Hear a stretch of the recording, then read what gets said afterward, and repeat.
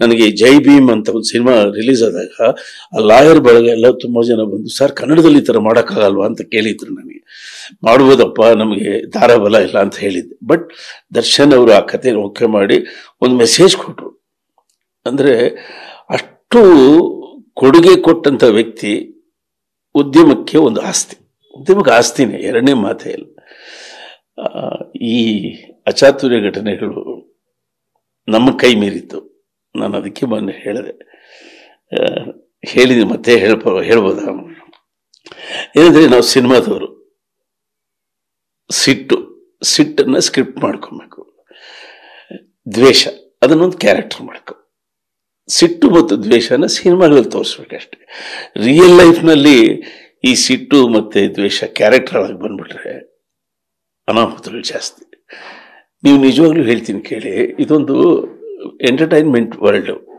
ಈ entertainment world ಅಲ್ಲಿ ಹೀರೋಗಳು ಮಹಿಳಾ ಪ್ರೇಕ್ಷಕರನ್ನ ಆಕರ್ಷಿಸಿರ್ತಾರೆ, ಅವ್ರ ಹೃದಯಗಳಲ್ಲಿ ಕೂತಿರ್ತಾರೆ. ಅವ್ರಿಗೆ ಅವರು ಆರಾಧ್ಯ ದೇವರು. ಗಂಡಸರು ಬೇರೆ, ಈ ಗಂಡಸು ಹುಡುಗರು ಫ್ಯಾನ್ಸ್ ಎಲ್ಲ ಬಿಟ್ಬಿಡಿ, ಅವರೆಲ್ಲ ರೋಡಲ್ಲಿ ಗಲಾಟೆ ಮಾಡೋರು, ಅಲ್ಲಿ ಹೀರೋಗಳು ಹಾಕೊಡೋರು. ಇವರ ಗುಪ್ತಗಾಮಿನಿ ಯಾರು ಅಂದ್ರೆ ಮಹಿಳಾ ಪ್ರೇಕ್ಷಕರು, ಅವರೆಲ್ಲ ಇವ್ರನ್ನ ಆರಾಧಿಸ್ತಾ ಇರ್ತಾರೆ.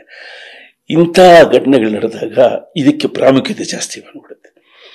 ಇವತ್ತು ಭಾರತದ ರಾಜಕೀಯ ರಂಗದಲ್ಲಿ ಎಷ್ಟೋ ಸಂಸದರುಗಳು ಕ್ರಿಮಿನಲ್ಸ್ ಇದ್ದಾರೆ, ಎಷ್ಟೋ ಅವ್ರು ಯಾರು ಅಂತಲೇ ಯಾರಿಗೂ ಗೊತ್ತೇ ಇಲ್ಲ. ಅವ್ರು ಏನ್ ಮಾಡಿದ ಒಂದೊಂದು ಪಟ್ಟಿ ತೆಗೆದ್ರೆ ಅದೇ ದೊಡ್ಡ ಕಥೆಗಳಾಗ್ತದೆ. ಅವ್ರು ಯಾರಿಗೂ ಗೊತ್ತಾಗಲ್ಲ. ಯಾಕೆ ಇದೇ ಗೊತ್ತಾಗುತ್ತೆ ಅಂದ್ರೆ, ಈ ಫ್ಯಾನ್ ಫಾಲೋಯರ್ಸ್ ಮಹಿಳಾ ಲೋಕ ಏನ್ ಮಾಡ್ತಾರೆ, ಅವ್ರನ್ನ ಗೌರವಿಸಿರ್ತಾರೆ. ಹಾಗಾಗಿ ಇದಕ್ಕೆ ಹೆಚ್ಚು ಪ್ರಾಮುಖ್ಯತೆ ಬರುತ್ತೆ. ತಪ್ಪು ಕೂಡ ಇಲ್ಲಿ ಒಂದೊಂದ್ಸಲ ಒಪ್ಪು ಅನಿಸ್ಬಿಡುತ್ತೆ, ಏನ್ ತಪ್ಪೇನು ಏನು ಅಂತ ಅನಿಸ್ಬಿಡುತ್ತೆ.